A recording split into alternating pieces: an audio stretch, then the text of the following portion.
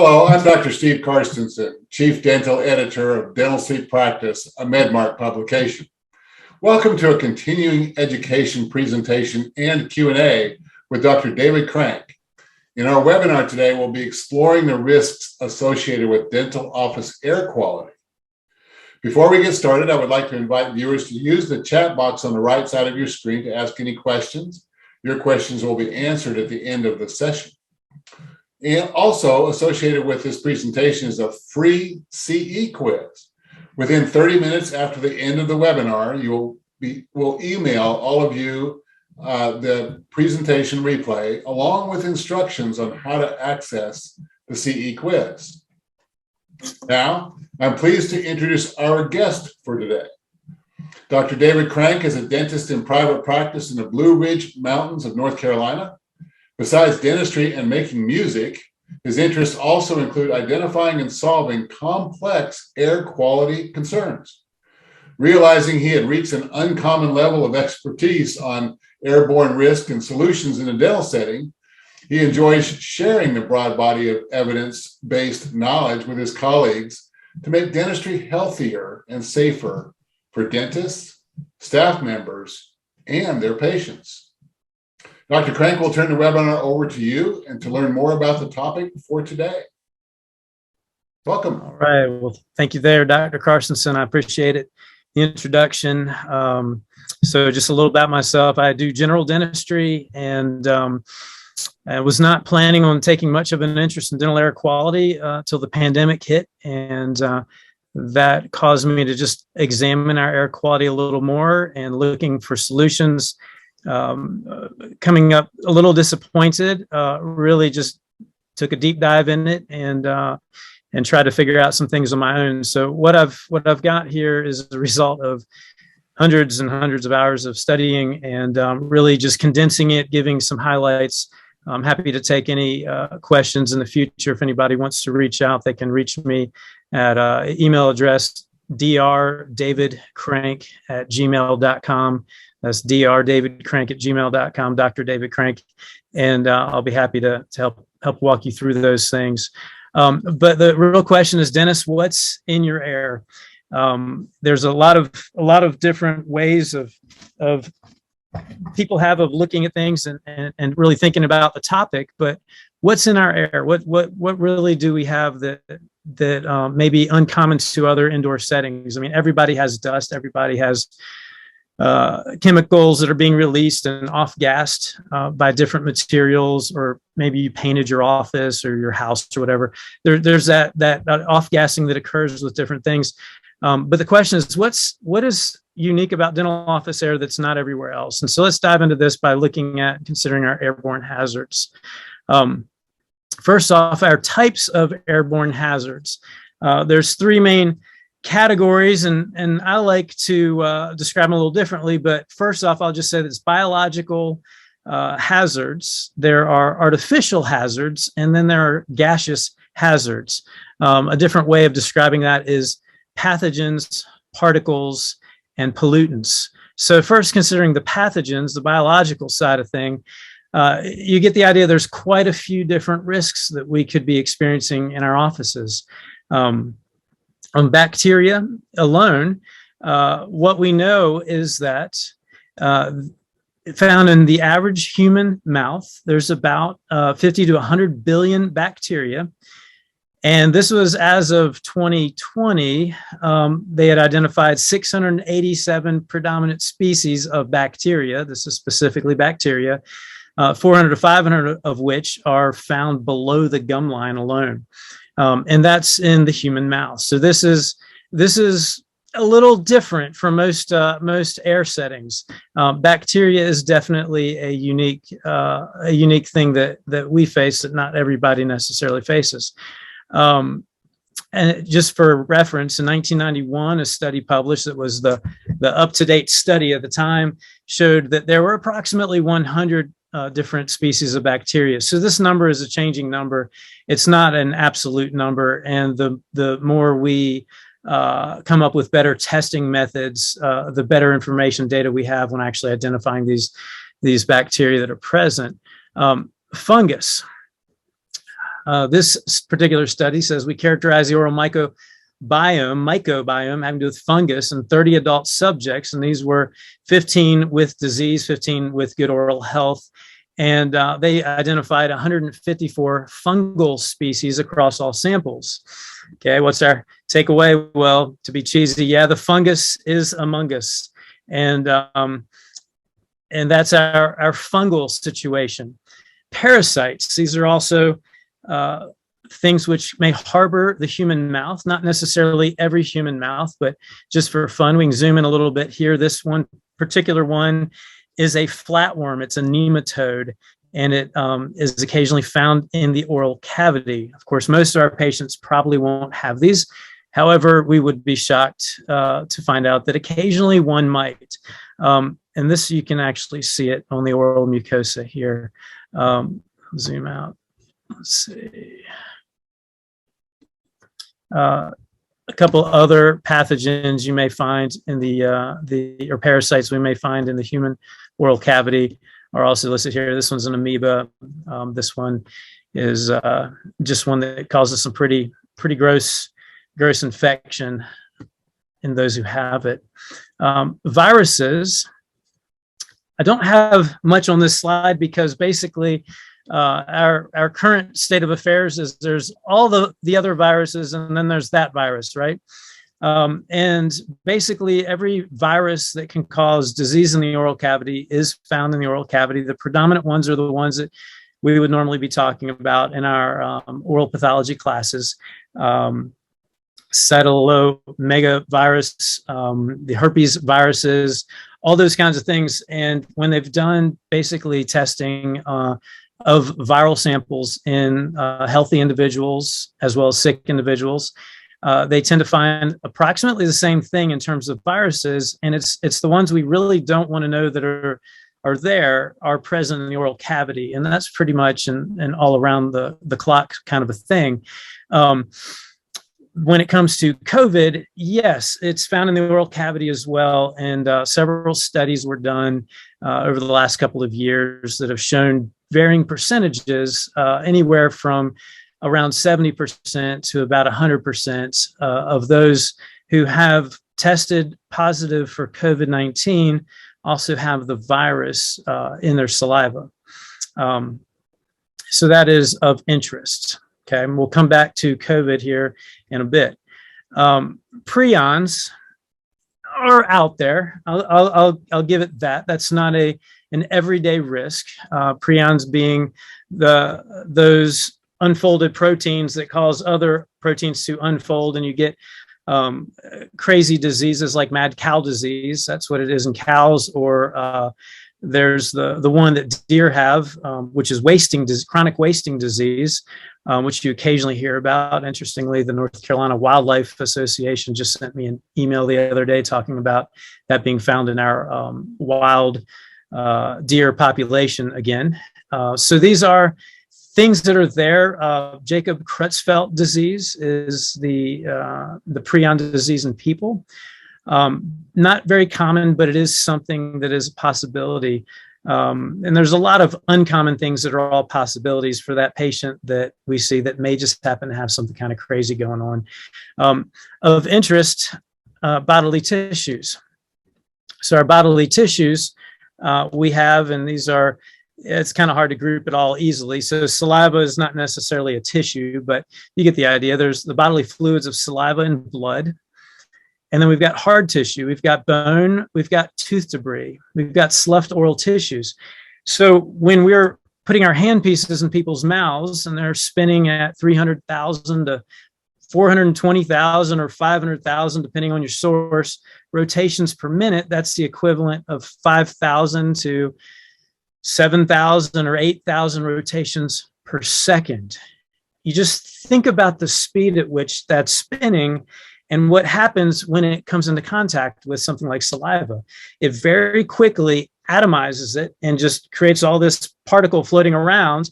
And then, of course, they're driven by air and water, and that's going to create that back spray. And we all see it. Those of us who work in mouths with doing operative dentistry see this very commonly.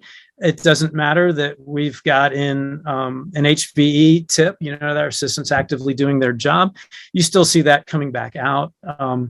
You also see it whether or not you've got something like an isolite inside of somebody's mouth. There's still this spray that's coming out, and part of that's going to be saliva. A large part of it's going to be the water and the water line. But saliva is going to be one of those components. Let's say we're doing some kind of surgical procedure, maybe a surgical extraction or scaling root planing. There's quite clearly going to be blood that's present as well. And when it comes into contact with these high spinning, or in the case of the ultrasonic, just very quickly vibrating, tens of thousands of times per second for the ultrasonic tips, you're going to get that same thing, this atomization, where it just gets turned in these tiny little particles. It was a kind of coherent fluid, and then that touched it and it gets sprayed out into the air. So we know that saliva and blood are things, and they've actually done tests and they've confirmed, yes, these are definitely spread in the air, and spread because of our instrumentation. Bone particles is curiously another one of those things that we could talk about, especially during surgical extractions where we are needing to place a handpiece on a tooth. And so that is something that, we just don't think about this very often. Sloughed oral tissues, right? We've been biting their cheek, that tissue is sloughing off. I mean, it's like a skin on the outside. A lot of our dust in the air around us comes from that, or in the oral cavity, you have sloughed oral tissues. And so when it comes into contact with whatever instrument we're using, it could also be our air water syringe that blows something out of the mouth, or even a slow speed. Sloughed oral tissues are one of those things that are also getting sent out into our airspace. Not real fun to think about. And then you think about that patient who just doesn't brush their teeth.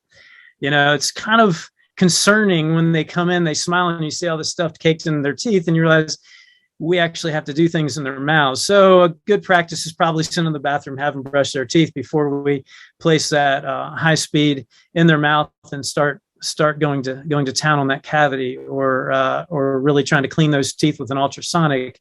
Nonetheless, you're going to get debris from food that comes off.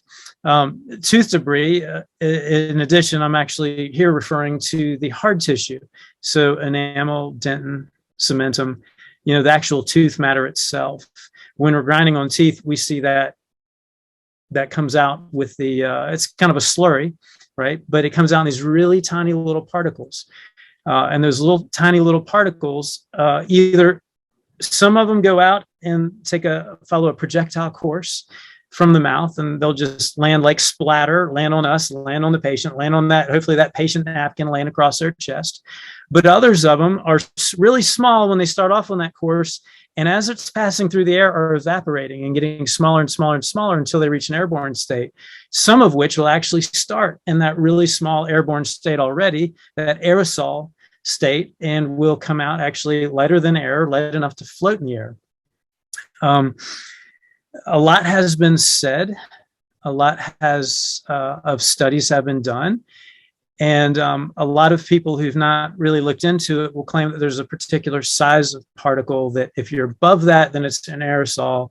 If you're below that size, if you're smaller than that size, you're an aerosol. And if you're larger than that size, you're more of a droplet or a projectile.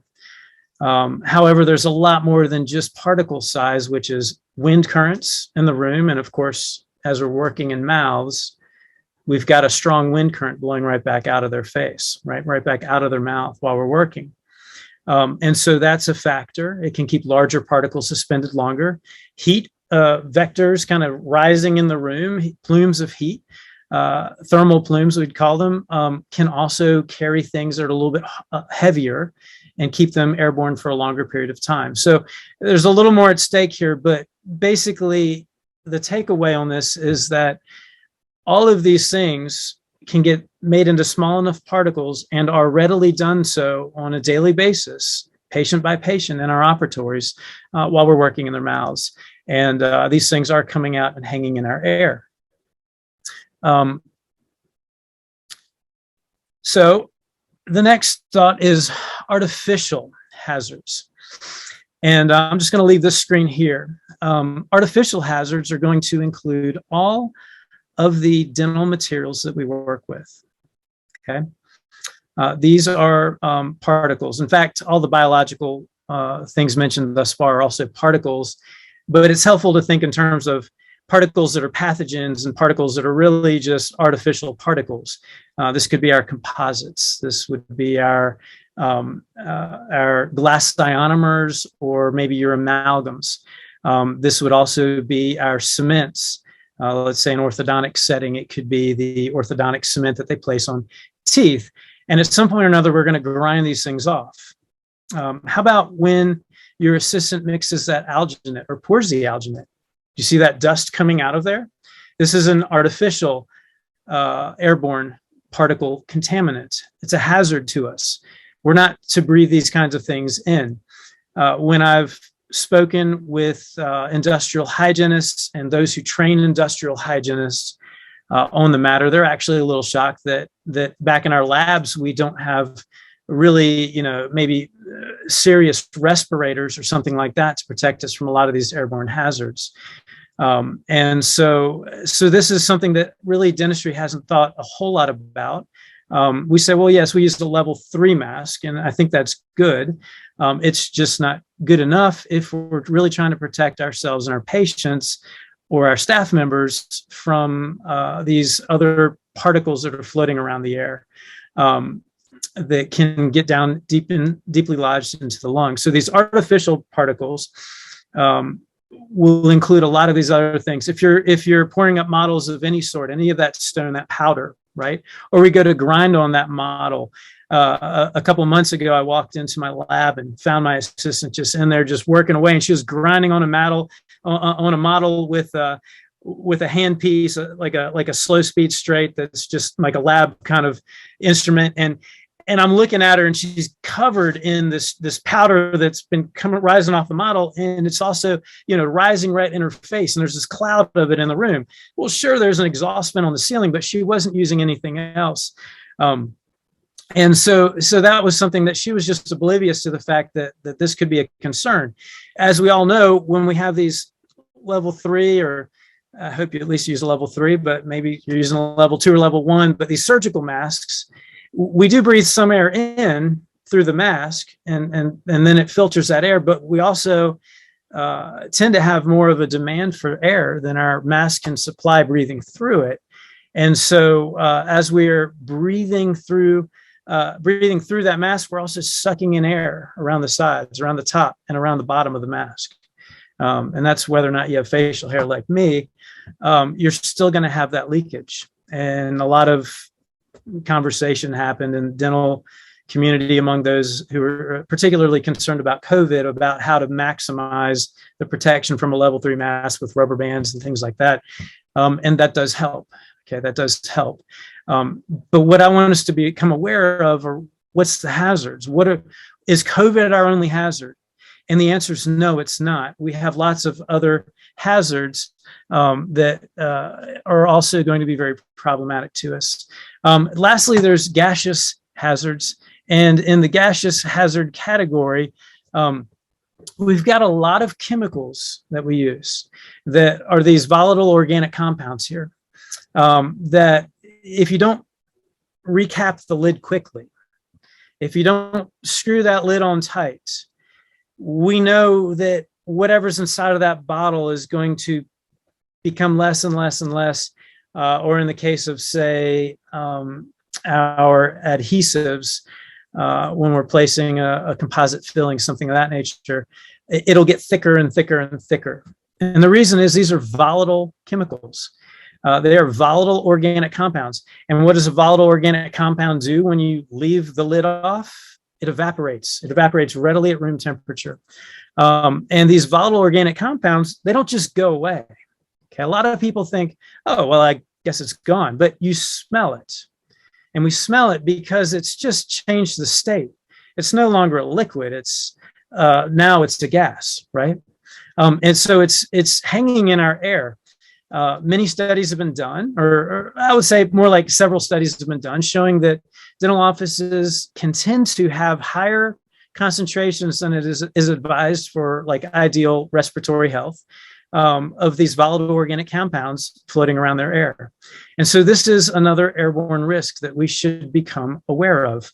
Just yesterday, I did a soft reline of a denture, this kind of rubbery material. This patient has a hard time keeping that denture stable on his, his mandible, his lower denture. And it's just for comfort reasons, he likes a soft reline material. It's not that white kind. It's a pink rubbery material.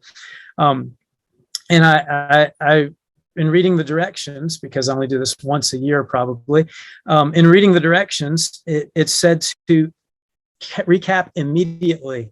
And that's because that stuff quickly goes up in the air. If you're doing a denture repair, same kind of a thing.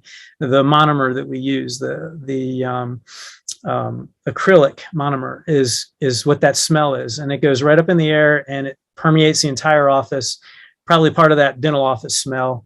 I also think another one of those dental office smells, which also happens to be a volatile organic compound, is what's produced by a lot of the problematic bacteria that some people with periodontal disease have in their mouths. We say, my hygienists say perio breath, but that perio breath also is a volatile organic compound. And one reason a lot of dentists try to smother the smells of their office with air fresheners and things of that nature, which ironically are also volatile organic compounds, perfumes, things of that nature as well. But these are things that when in high enough concentrations can cause headaches, can cause respiratory distress, asthmatic symptoms, cause our COPD patients to have trouble with their breathing, increased trouble that they weren't having before. This may in fact be one of those reasons why in dental school they say, well, if the patient is an asthmatic and that initial comprehensive exam that you do, to remind them to always bring their inhaler and set it on the counter when they come back, just in case, right? Well, it could just be that the air quality that we're exposing them to is playing a role in increased symptoms in a dental setting. Of course, I don't believe this happens often, and it is something, though, that we should take into account. Vapor, really the main vapor here to talk about would be the vapor that comes from amalgam fillings. They're about 50% mercury in there, and that mercury vapor that is released in particular when placing or removing the restoration. It's not really much of an issue the rest of the time. Of course, studies have been done showing that, yeah, there's a little bit of mercury release, things of that nature, but particularly when it's being placed and also when it is being removed. It is something that as we are hitting it with our burr, hitting that filling with our burr, we know it is also likely becoming atomized and going up into the air. Occasionally you get hit with a shrapnel on your face or something while you're working, and you see a little chunk flying through the air, but there's also really fine pieces. And what we don't see is the gas itself, the mercury gas itself at a much higher concentration than we would normally experience anywhere else in what we do. Next, there's smokes and plumes. Smoke is going to be gases as well as really small particles, really fine particles. And this could be when we're melting wax, things of that nature. But the plume specifically here is a laser risk. And everything that we've talked about, everything that I've mentioned thus far about being a biological risk is something that comes up in the air in that laser plume. It's a great idea to have your assistant there with the HVE. But even when I have my assistant there with the HVE, there's also smoke still escaping, okay? Another time that there's a smoke we generate is when we're melting things, melting off the gutta percha and doing our endodontic procedures. But that laser plume is full of everything. Every gross thing that I've highlighted thus far comes up in the air, comes up into our breathing zone. We tend to be hovering over their mouths, right? They may inhale it in as well. And And that's something that is now part of the air in our office. It's going to remain suspended in air, likely for multiple hours if it is truly aerosolized. And if it isn't a laser plume, it is aerosolized. Lastly, we have anesthetic gases. You may be able to think of some other gases as well, but a nitrous oxide gas is something that is teratogenic. It causes birth defects. So who's at most risk there? Well, it's the dental staff who have to sit there and breathe it all day long. And so this is something that you just don't want to leave hanging in your air. You want your staff members to have healthy air so that they're not being exposed to something at higher than what is safe levels for prolonged periods of times, because they may end up with that happening to their child. And certainly no one here wishes that upon them. But anesthetic gases are another airborne contaminant in the dental setting. And what we see with the gaseous pollutants, these the ones that we may smell, may not smell, but that are floating in the air, is higher concentration in the dental setting than most other settings. One way that we can counter that, of course, is increasing our ventilation rate, so that we are replacing indoor air with outdoor air. Of course, filtering out these, we'll get to that in just a couple minutes here, but filtering these out of the air is another approach, and that is something that we should consider as well.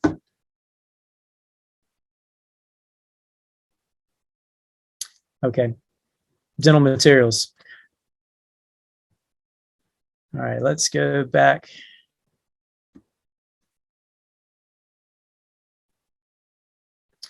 To this screen right here. Okay, so our sources are primarily going to be our instruments, okay, our aerosol generating procedures, AGPs. However, there's another source I want you to consider that probably is not at the top of the list when you come to think about these things. And it's not at the top of the list in a lot of literature that I've read, a lot of studies, or a lot of summary articles, things of that nature. And that is just the patient breathing. And to add to it, us breathing.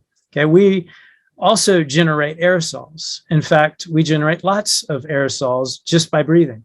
We generate more by talking loudly, and even more by singing, whistling. All of these things, sneezing, coughing, they all generate aerosols.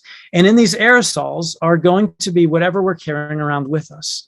Okay, so if somebody has a contagious illness, whatever virus it may be, they're going to be, if it is something that is like a respiratory illness, they're going to be breathing it out into the air right there as you're going in and giving them that nice long inferior alveolar nerve block. As you're giving them that injection, what do? Those nervous patients,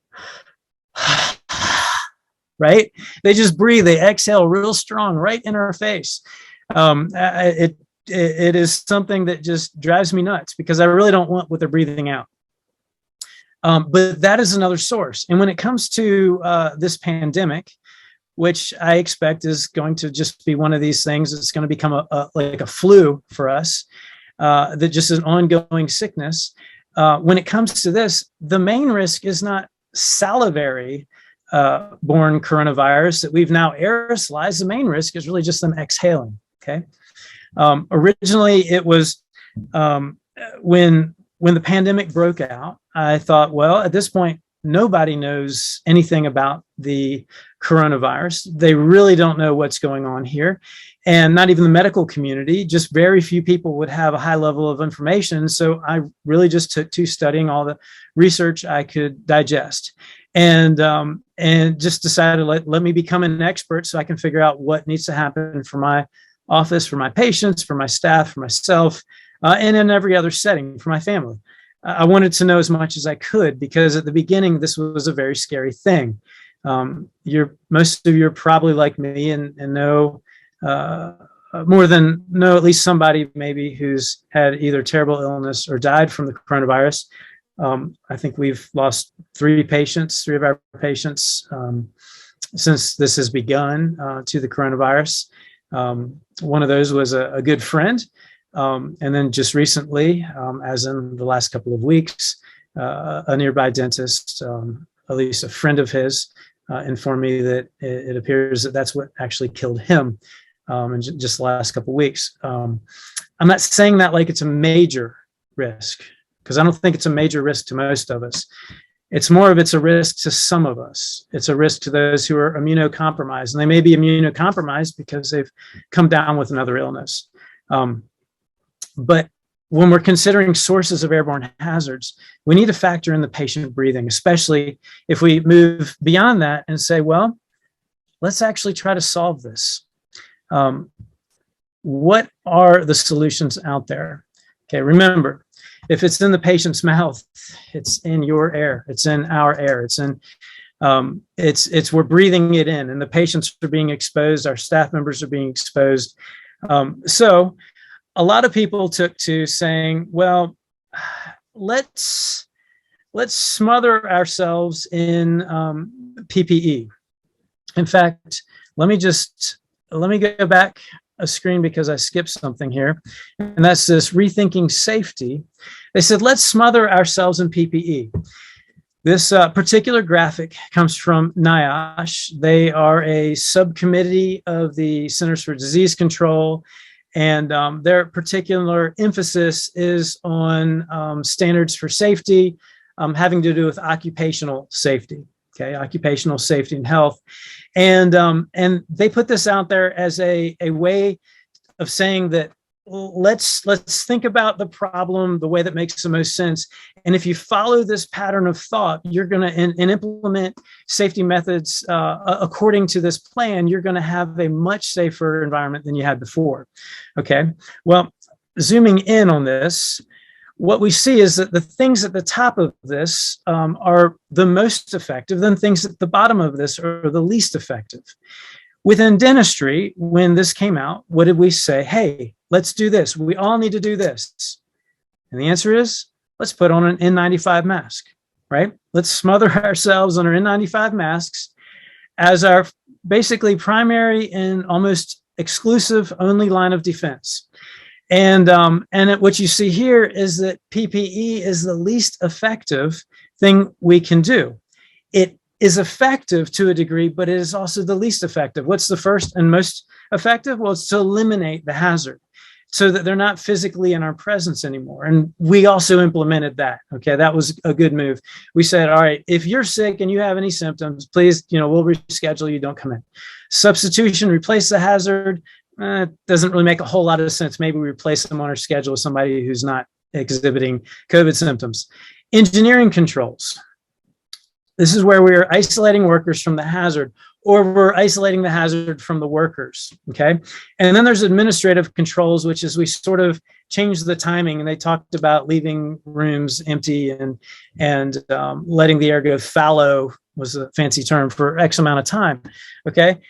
But we jumped to the bottom of the list. We jumped to PPE. And really the idea here is that PPE is not the main thing. We need to think of levels above that. Yes, let's eliminate the risk by saying, hey, if you're sick, we'd prefer you not come in. If somebody's got that lesion in their mouth, we don't want their herpes simplex virus getting into our eyes and making us go blind, or getting into their eyes and making them go blind. And so we say, let's reschedule and not have that here. But when it comes to airborne hazards, we have additional things at our disposal here, additional tools that might be able to make the difference. A primary one I saw a lot of places go to and discuss was upgrading your HVAC system. Okay, pros, it's a good idea. It's relatively low cost. Really, you're just talking about a little bit more expensive filters, or maybe you're adding on to your current system or upgrading your system. That's where you can really add on some serious costs. But the cons are this: it doesn't capture at the source. You're not actually getting stuff at the source. And what's the source? It's the mouth and it's the nose. Because remember, we just breathe out virus. If we're contagious, we have some kind of contagious rhinovirus or H1N1, the whatever flu, the influenza A, influenza B. COVID, we just simply exhale and we are now sharing that in the air. Originally with COVID, they said that it may be as many as 10,000 or to 50,000 contagious particles that if we inhale, then we get sick. And every week I watched a particular summary of articles, and for a long time I tuned in weekly. Then I started going to monthly because this has dragged on for a while. But in that number, I watched it go from these really high numbers all the way down to where we are right now, which is 10. If a person is exposed to simply 10 virus particles, then a healthy person, then they're going to become infected, and then they have the virus. They may not exhibit symptoms, but we know they will be sharing it as well. So a downside of HVAC, simply upgrading your HVAC system, is it doesn't capture at the source. It doesn't capture at the face, at the mouth. And the contaminants, in order to get filtered out, they have to be spread throughout the entire office air, or at least out into the hallway, wherever that place may be, where that return air is, and goes back to the system before being removed. Another issue is that a higher efficiency, low-level filter is still a low-level filter. What I mean is you can't put a HEPA filter in that system right there. You cannot. Our average office systems are not able to generate enough pressure to pull the air through those filters, and so you're left with no airflow in that situation. And so you have to use lower level filters that are at a higher level, like a MERV 13, MERV 14, MERV 15 filter, and that does help a lot with filtering the air once it gets to the filter.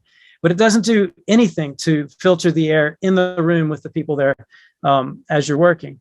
Okay, the next thing that we have on our list here is air purifiers. Okay, air purifiers. If I can put it this way, I think it'll be the most helpful. The air purifier that I have, let's just say in the corner here behind me, and actually I've got one in the corner way down there. I hope it's not making too much background noise. But the air purifier in the corner over there does a great job at filtering the air in the corner. Okay? It does a fantastic job of removing the pollutants right there where it's at. The problem is these aren't designed to capture at the mouth. Okay? They do have a potential to remove particles and gases. I have here in front of me, I don't know how well this shows up, and I hope it's not backwards. If it shows up backwards, there we go. This is an air particle counter. It is measuring particles in all these different micron divisions, from 10 microns down to 0.3 microns. Those are respirable particles. They're the ones that, and as the smaller they get, the more respirable they become. And let me just point out, everything's at 0 right now. Okay, those particles can go down to the deepest recesses of the lungs, all the way down to the alveolar level, and then exchange across into the blood, and then be carried throughout the entire body and deposit themselves into the vital organs, okay, and everywhere else in the body, every cell in the body potentially. That's how small these particles are, and this is something that's more of a I guess you'd say this is more of a recent understanding in medical science, and those who are like aerosol scientists, the atmospheric chemists. This is something that's not that old in our understanding. And so research continues to show us more and more about what's going on with this and these risks. Well, an air purifier like this works by basically churning the air. It churns the air. So we're generating these contaminants, and it's churning the air, which means it's blowing contaminants around, which eventually is going to get, that air is creating a current, which will come back to the air purifier and pull it out. Of course, it's going to pass by all of our faces en route to that. And it's going to it takes about 30 minutes from the experiments I've done to see an air purifier like that take the particle count from what would normally be hundreds to thousands down to anything resembling 0. And some of them aren't even able to do that. But it does have a potential to remove particles and gases, has a low to moderate cost. It's not strategic at all for removing airborne hazards that we face. So just understand that in order for it to get to that and be effective, it's got to blow around a lot of stuff. And that leaves us vulnerable and our patients vulnerable breathing that in.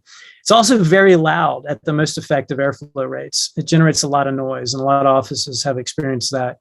Like I said, it takes a long time and it spreads contaminants before being removed from the room. Well, a lot of dentists got smart and they said, I got it. We can put a cone on the end of our HVE. And it's a good idea. It does capture at the source and has a very low upfront cost. Of course, that cone in the picture there is probably going to cost money. It doesn't look like it's autoclavable. It's likely going to be an ongoing expense.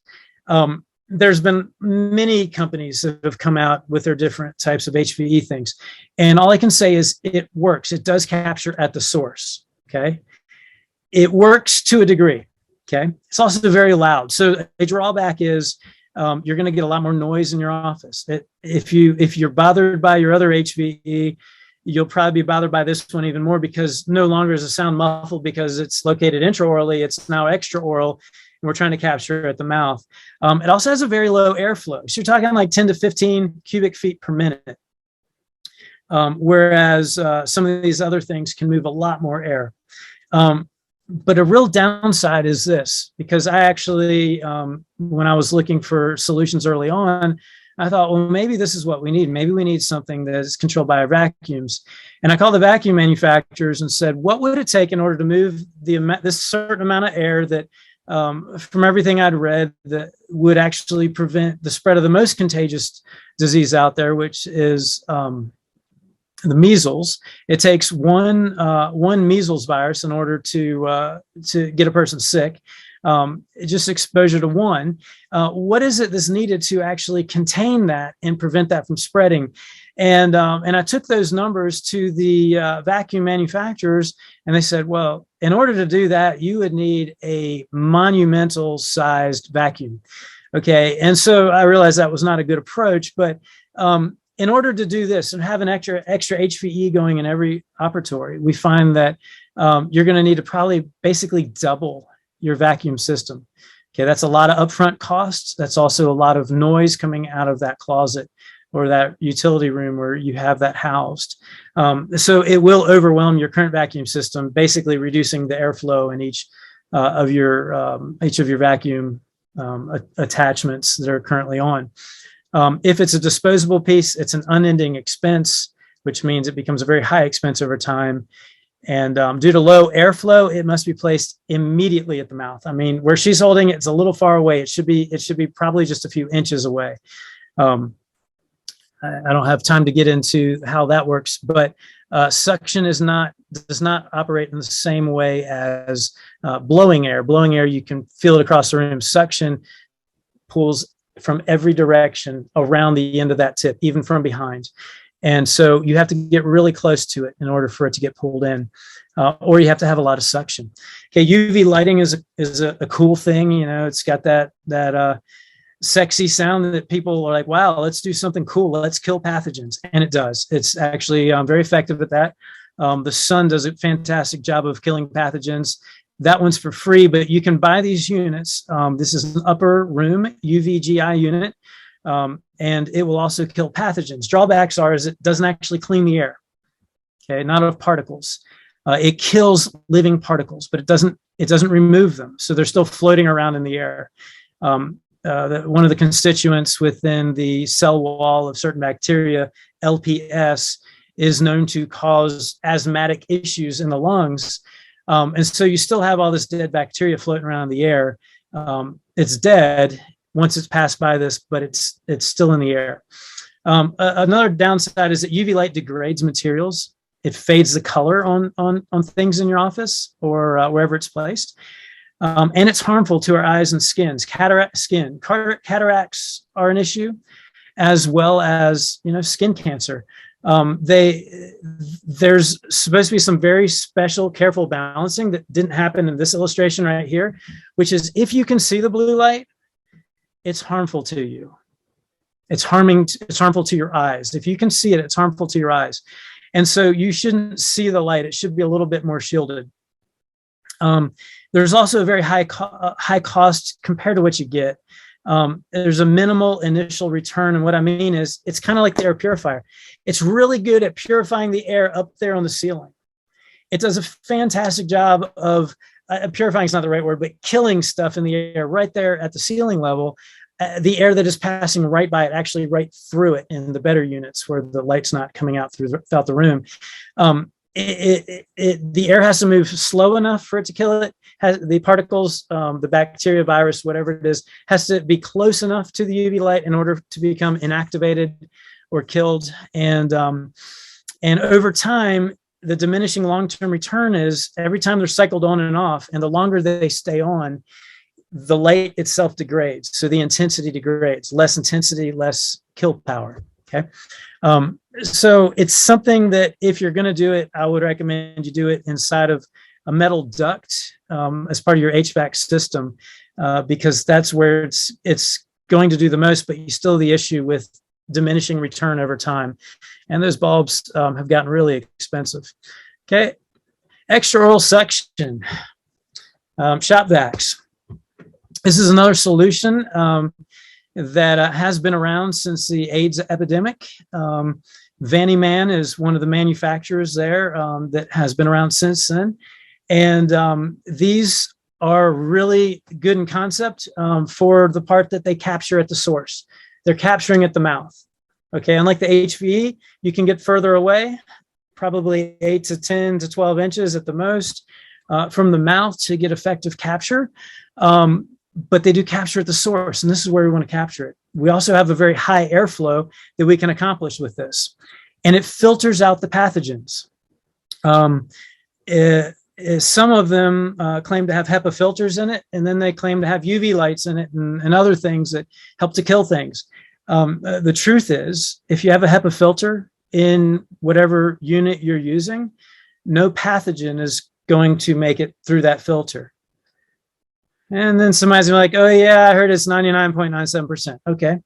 99.97% of pathogens of a particular size, which is 0.3 microns, are going to get filtered, which means out of 10,000 particles, infectious particles, 3 of them make it out the other side.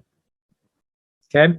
Or if you use the one that I use, which is 99.99% filtration efficiency, then only 1 of them could make it out of that particular size. However, due to extra filtration levels, it's highly unlikely that ever happens. Particles larger than 0.3 microns and particles smaller than 0.3 microns get filtered out at 100%. Okay, they use it on the International Space Station.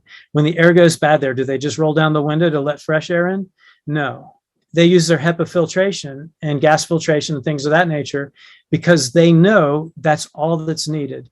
You can even look up a technical bulletin they put out on HEPA filtration, and they say just as much that really you don't need anything else to filter out particles from the air. Okay.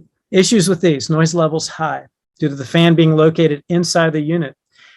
It's another large piece of equipment. It's a cart you have in the operatory, and the power demands may actually overload the circuits. The power cord running across the floor could become a tripping hazard. From time to time, somebody could trip on that patient or staff member or yourself. These are just things to think about. These are things that are actual legitimate concerns that I have heard from people who are using such things. And the power demand overloading the circuit, it's kind of annoying when you're working and you kick a breaker because you're trying to provide a safe, clean air environment for your patients and staff. Last one I want to share with you is a built-in system. I'm going to show you some pictures here, but the pros of a built-in system, and this particular one's called Air Quality Guard. This is what I have in my office. It captures at the mouth, which we've seen. This is our 3rd one so far that does that. It filters particles, pathogens, and pollutants at approximately 100%. It's very quiet in the room. All right, take me out of the picture here. It's contained in the ceiling, not on the floor. There's nothing on the floor anywhere. The noise level is such that I've had patients say, can I take this home with me? It's very soothing. Or patients say, what is that thing? And I tell them what it is. They're like, is it even on? Okay. That's how quiet these are. Very low power consumption. We're talking, I have about 3 of these units. It's somewhat modular, the way it's pieced together. creating an office-wide system, but they use about 40 watts each, and that's almost nothing. That's a very low-powered light bulb, okay? It cleans the air throughout the entire office because it's set up, it's designed to be an office-wide air cleaning system.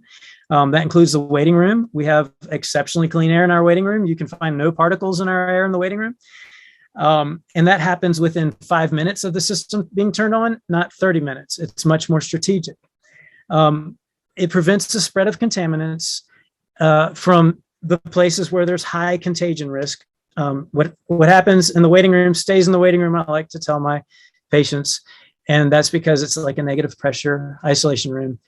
And then each of my operatories basically work on the same principle. We're pooling more air into the operatory than can escape out of the operatory. And so by smoke testing, they show that we don't have air escaping the operatory. All that smoke gets pulled in. And that means the spread of contaminants throughout the space is not going to happen. And as long as you put the thing near the mouth, which I'll show you what that looks like here. As long as you place it near the mouth, and this is what the end attachment looks like. It's on an articulating metal arm. But this is right here. If you get it within a reasonable distance, it's going to really not let anything go out into your air circulation. Okay. And then lastly on this, it's going to minimize a sickness spread among your staff and therefore their staff leave of absence. Sick building syndrome is something that is talked about a lot now among building environment experts, and something we'll be hearing more about in upcoming years as there's been a greater emphasis placed by the CDC, EPA, and even the White House now on the indoor air quality. But by having healthy indoor air, you're going to minimize sickness spread with your staff members and yourself. People are going to be sick less often. A downside here is the higher initial cost. Okay. What I'm going to go to now is just a few images here from that on that particular system. This is an HVAC system. It's basically showing that we have contaminated air that we're generating in our, move that off my screen here, that we are generating in our operatories, and typically the air is blowing in the operatory and it's just churning that contaminated air around. Not a really good idea. Okay, let's see if I can advance this. Okay, all right. Sometimes this is done with a shield. We have gone through all things at my office, multiple shields and hoods. And what I just showed you, we like the best. Every staff member likes the best. It's the easiest to work with. And yes, it replaces the air in the room, every room. In fact, my entire office, about every 7.5 minutes in my office. And it can apparently be calibrated to do it as quickly as needed. Of course, there's a higher cost and a quicker turnaround on that. But here's the idea. Here's how it's protective. Okay, so by extracting in the rooms right here at the patient level, pulling more air into that arm than the room is delivering into itself, and then means that we're going to be pulling air through the doorway. Well, the clean air is returned. Sorry about that. The clean air is returned into the hallway outside. Okay, which creates a cycle of clean air entering the operatory, the dirty air getting sucked out right at the source, and clean air is coming in and basically bathing the people in that room all day long. It's kind of like being in a waterfall of continuous clean air. And this filters not only particles, but also gas and odors and large particles that might gunk up the HEPA filter, extending the life of the HEPA filter to years, not a year or something like that. And just real quickly, if there's anything else here, but this system provides a radical improvement to the indoor air quality within the dental setting. I'm going to stop the share here and come back. Now, that is the brunt of what I have to share. What I do want to leave time for is any questions anyone may have. And that's my cue. So thank you, Dr. Crank. That was way more in depth than anything I've ever seen before about air quality. We've been all thinking about air quality for now a couple of years, right? And so the articles that we read, the things that I've seen on YouTube and others, nothing went to that depth. And so I really feel like I do, and anybody that watches this will understand their choices a lot better than they could before. So congratulations. That's really excellent. Okay, so full disclosure, I not only am using this air quality guard system, I also designed it. And I designed it because I could not find a proper solution that worked for dental settings when it came to something like an airborne pandemic. And after designing it and, doing a lot of research to figure out the best way to actually design it and settling upon air filtration, I had it installed in my office, and then contacted a ventilation, actually someone who is a lead trainer of ventilation engineers, an industrial hygienist, and who is the chief editor of the gold standard textbook on dealing with airborne risk, and from an air ventilation perspective, and got lucky that he lived not too far down the road from us, and he came over and personally laid eyes on the system, tested it, smoke tested, did all these different things on the system, and was blown away by how effective it is and what a great idea it is for dental settings. And his personal comments were that it would be hard to envision anything that could do better than what our system is doing. And really the things that I mentioned to him were the only suggestions that he said, yeah, maybe that would be a slight increase, but really in terms of, unless you're building a new facility, this is as good as it gets. The endorsement from him was very rich. Also, there in the early days of the pandemic, aerosol scientists who are called atmospheric chemists, or maybe they're in civil engineering departments at universities, but these people who are the experts on particle movement in the air, whether it's indoors or outdoors, a lot of them were communicating, and people were saying, what should we do in the dental office, in the dental setting? And realizing that these are the guys to ask. And their response was, something like this is what you should do. And they took a video of our system and pasted it out there in that conversation. This was on Twitter, and said that this is exactly what dental offices should be doing. And so, and this is just, I enjoyed hearing that, but I wanted to share that with you guys, because this is not just trying to sell something that is, like every salesperson, they want to sell stuff. This is something that really works and really has had some high level endorsement. And I think you'd really benefit. You and your patients and staff would really benefit from a few questions for you. Would you go over real quick? You mentioned about the levels of masks. Now, of course, we know about, N95s, KN95s, but you mentioned levels 2, 3, and others. Just touch on that briefly real quick, just to make sure we're all clear on what you mean by that. Okay, sure. Well, the masks that we use are predominantly aimed at protecting our mucous membranes, so the splatter doesn't go directly up into on our lips or our, in our noses.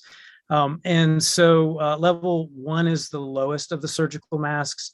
There's probably been a year and a half since I looked at the numbers, but basically the filtration level increases as those go up. Okay. So that's just a little simple one with a little paper thing with a thing around your ears, right? Yeah, we're just talking about the rectangular ones, right? With little loops around our ears. That's all we're talking about. Right. And they're not really designed for airborne hazards, for where there's, a true airborne risk. A respirator would be something better. Some offices implemented PAPRs, which kind of looks like they're going to scuba diving, or a spacesuit sort of a mask.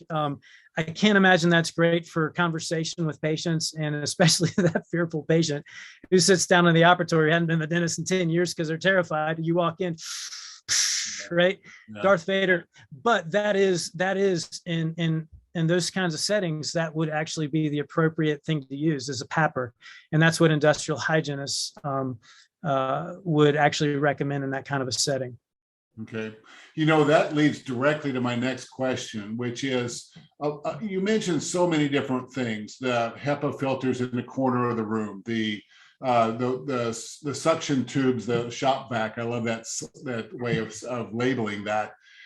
talk about the communication with your patients a little bit, because if we say or hear that a HEPA filter in the corner of the room really doesn't do anything, so why bother with that several $100 item? We have to live with the noise and the filter changes and all that. If that doesn't really help us, but our patients walk in and say, "Well, where's your HEPA filter?" Talk to us about communications a little bit. Okay, so I really think this type of meter, Yeah, which by the way, but that's okay. It is backwards, right. This type of meter right here, I've had some paranoid patients walk in, and I said, "Here's what I want you to do. I want you to take this outside and just sit there for about a minute and a half, and watch all these numbers rise into hundreds and thousands. And that's your outdoor air. In fact, I live in the mountains, right? Blue Ridge Mountain. So clean mountain air. That's your fresh mountain air." And so they'll take it outside, and I said, and come back in and watch what happens. And as they're coming back in, these are my really paranoid patients. They're just like, "Wow, this is amazing." I said, "Now this is what it's like in every room in my practice, because this is the effect our air system has on it. It removes every single particle from the air." And I explained that, yes, when we have this near the patient's mouth, the patient who's before you and the patients in the other rooms, they all have it too. We're capturing everything as it's coming out, as it's being generated, whether they're exhaling it through their nose and mouth, okay, which happens while they're sitting in the chair long before we turn the Shopvacs on, those who have a Shopvac, or long before we put the HVE thing. They're just sitting there filling the air with a cloud that's going to be like an invisible smoke, but the same way you see cigarette smoke flying through the air, floating and hovering, is exactly the way a COVID cloud would behave in the air in that operatory. So there's this growing cloud in the air, and I tell them that we're capturing it in every room. I show them where we capture it in the waiting room, and they really like that. But I really think the key is mounting something of this nature. Now, not this one, I don't like the way it looks, but something of this nature, and we can go to the screen that says, "Wow, look how clean our air is," and you see it's green, everything's green. That means it's really, really good. But that's going to be key to just communication, that yes, this office, the office that has this level of protection in it, really takes your safety seriously. If I was going to go and buy one of those boxes like you just held up there, only with a better display, like you said, what would I ask for? What is that called? Okay, so air quality monitor, particulate matter counter. The way it works is, in this one you can actually see the internal workings. It has a little box. It has a chamber in it and a little fan that draws air in constantly through this little chamber. And inside of that chamber, I think it's 1 cubic centimeter, is a little laser light that shines. And as the light from the laser hits the particles in the air, whatever it is, it could be moisture, it could be dust, it could be any of these things I've discussed so far. The light is going to bounce off and cast a shadow, and there's a sensor there that counts the number of shadows and measures the size of the shadow, and then it gives you that division by the size of the particle. Other things, I think, well, I actually went and began learning how to program to create something like this so that it would monitor everything that are specific to dentistry. But I would be very much interested in seeing volatile organic compound levels and even carbon dioxide levels, because that stuffy room feeling we get when we're in a long meeting in a room that's kind of got a lot of people in it, gets a little warm in there, and just your mind just kind of gets that hazy feeling until somebody opens the door and all of a sudden it's like, "Wow, that feels so much better." That's due to rising carbon dioxide levels, and that's just turning the indoor air over. But these are things I would look for in an air quality monitor. Okay, well, that's amazing. It just makes me think back about when I was a kid and I walked into rooms when smoking indoors was still a thing. And so, wow, imagine what our parents grew up with. Right. Yeah. Here's a crazy thought for you, Steve. If we put these in restaurants, and not that I'm suggesting we do that, but we could bring back the smoking section, and I'm not suggesting we do that either. But the smell of the smoke and the actual cloud of the smoke would all be basically captured right there, as long as the smoker sat in their chair and smoked, underneath something like that. Wow. That's how well these filters work in that air quality guard system. Yeah, that's a pretty amazing illustration right there. Thank you for that. So talk about the air quality guard system. Do you have to do a lot of filter changes? Is there a lot of ongoing costs to this? Kind of what's that all about? That's a fantastic question. We use a pre-filter that also filters out it's a carbon filter. It filters out gases, volatile organic compounds, that nitrous gas, all the gaseous pollutants, as well as the larger size particles. Okay, the really fine particles can make it through that into the HEPA filter. So there's three layers of filtration, but basically two filters. Okay, that primary filter, this is the pre-filter that filters out the gases and the larger particles, is probably going to, in an average office, we're looking at, basically we've changed ours about annually, about once a year. Oh. And that's sufficient.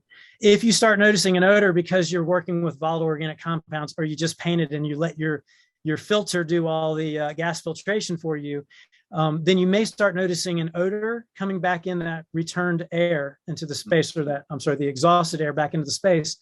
And that's just your indication, okay, it's time to change that filter. But otherwise, an annual filter change on that is going to be about what's necessary. The HEPA filter, I'm expecting ours to last probably 5 years. Wow. I wouldn't be surprised at all. The actual filtration rate increases in a genuine HEPA filter. And here's a caveat. A lot of the Shopvacs don't have a genuine HEPA filter in them. They've got something that is statically charged in the factory and sealed in a bag, so it maintains that charge till you get it. But as it filters, it loses that charge. As it becomes loaded with dust, it loses that charge and filters at a lesser and lesser level. At one point, it was 99.97% for a HEPA filter rating, but then over time, it becomes 95%, 91%, 85%, okay, which is more like your MERV filters. And so a true HEPA filter only increases in its filtration ability over time. But in terms of reduced airflow, 5 years would not at all be a shock, as long as that pre-filter is getting changed. Wow. And that's from talking with the filtration experts and the manufacturers of filters out there. So something like this truly is a kind of a high upfront cost, but not a really large ongoing cost. And of course, that's less time involved changing this out too, and less, just kind of concerns and systems, all of which Absolutely. are costly as well. Yeah. Mm-hmm. So the diagram you showed us had, rooms for your operatories. And by the way, I'm a big fan of that. But a lot of dental offices are built with, big open spaces. So okay. do the system like this work as well in big open spaces? Yeah. Instead of getting that directional airflow that is protective of maybe each patient in each operatory and preventing that escape into the greater airspace, you're really dependent on source capture. Okay. Source capture is the most powerful of all of those principles that are involved in making the air safe. It involves source capture. Now, of course, the HVE systems involve source capture, but something like this is going to be moving maybe 100 cubic feet per minute, maybe 120 cubic feet of air per minute. So something about 7 to 10 times what one of those little HVE things can do.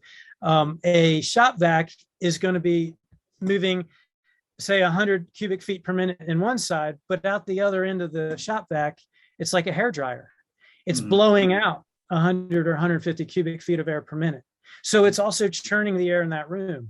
And so in a larger room setting like that, you're just creating all this wind, and it's gonna instead of just capturing here, which is a great idea, source capture, it's going to be blowing away a lot of these contaminants, or some of those contaminants, and spreading them into other people's airspace where they could be breathing that in. So yes, in an open base setting, a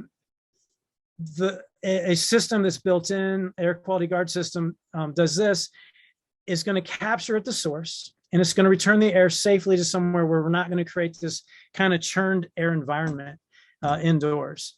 But that really is a fantastic question. And then the other obvious issue is, the air is going to be really, really clean. Okay. You can do that with a lot of different things, but it's going to be really, really clean and really protective of all those in the space. Yeah. And these are all custom, obviously. And so you mentioned it's in the ceiling, but it could also be in like the room below if there's a floor below or something like that too, right? Yes, there is another way of doing a system that's custom that you could say put it all in the basement. Mhm. The installation expense is a lot higher to do it that way. When I say in the ceiling, the filtration and fan portion of it basically fits into something that's like a 2 by 4 foot fluorescent light fixture, like in ceiling tiles, or it can be mounted into a drywall ceiling as well. But very little ductwork above the ceiling, which was a huge deal. Initially, the built-in systems that I've seen and worked with had ducts like this big around, and you're putting them in a really packed ceiling.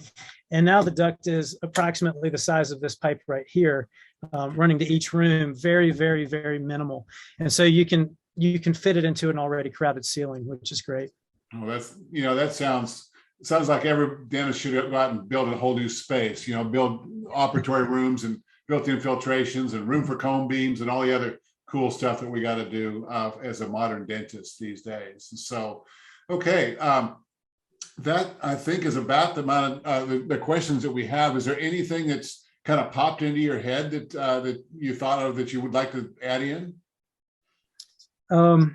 One thing, the company that makes or that is selling the air quality guard system, Oh, yeah. they actually give a breakdown, kind of a cost. Like if you were to do something resembling a surcharge or something added onto a dental office fee, that it really makes sense. I mean, a lot of those little HVE tips were going to be $1.50 a patient, and they've got it broken down to what that looks like per patient. How long you carry that off, that little surcharge off, and the system's paid for, and it's really surprisingly short amount of time, and a small fee that that if we wanted to, we could add on to those appointments. Understanding, of course, dental insurance complicates things, but I get it. I'm a general dentist. I still take some insurance, but yeah, it's still it's cool. I don't know. I'm excited about air quality and seeing where all this goes, and what dental offices will be doing in the future. Yeah, and it's a tremendous way to differentiate your practice as well, because not only are we thinking about air quality, but all of our patients are thinking about air quality. Mm-hmm. So I would have that particulate display on a plasma screen on the wall, and say, look what we're doing, and put it in my marketing materials. And pretty soon, you can spend your money on a radio ad, or you can spend your money on a ACG unit up in the ceiling. And you're healthier, you feel better, your team doesn't take off as many days, like you said, and your patients have something to talk to you about that's a health-centered kind of a thing. I think this is a fantastic idea. Yeah. They tell their paranoid friends and family members too. Oh, great. We're going to attract more paranoid friends and family members. Right. Well, yeah, look, it kind of comes with the territory, right? Yeah. But the number of people that we have eased their fears has been really tremendous. Like initially I knew we had to do something. And so we just stuck shower curtains over the operatory doors and stuck the cute little air purifier in the corner, turned it on high and yelled at each other, because we had to put earplugs in. It got so noisy, and then we're yelling, and the patient's like, what's all this racket about? But once we got this and got real quiet, patients don't even know that they're on half the time. But when you explain to them what it's doing, they'll actually go up like, oh, is it on? Oh, yeah, I can feel it pulling my hand. By the way, it's got a rubbery tip, which is real nice. In case you've got a clumsy staff member, it doesn't clunk anybody. But it's really cool just to see them kind of, they get it. They're like, aha, I see what you're doing now. And I actually tell them our office air is cleaner than the air inside of the surgical suite at the hospital in the operating room, and they have extremely clean air, and that's because we're also cleaning out gases and filtering at a higher HEPA filtration rate than they do. So it's something that really blows patients away. And I can say it right now that other than another office that's not too far from me, basically we've got the cleanest air for probably about 100 miles from my office, and not just in a dental setting, but like anywhere. So that's a really cool thing to tell people. Yeah. What a great statement of value that you put on your patient's health. I think that's a fantastic thing. By the way, I would say it sucks the patients in rather than blows them away. Nice. Maybe we better stop now. So Yeah, right. thank you very much, Dr. Crank. This was incredible. I really learned a ton. And I know everybody that watches this is going to learn this as well. So welcome your questions. I put the Dr. Crank's email address in the chat, drdavidcrank@gmail.com. And please feel free to send in your questions. And I hope you enjoyed this presentation. Thank you all again for attending. And a special thank you to our Dr. Crank and our sponsor, Nexus Dental Systems. Thank you. Have a great evening.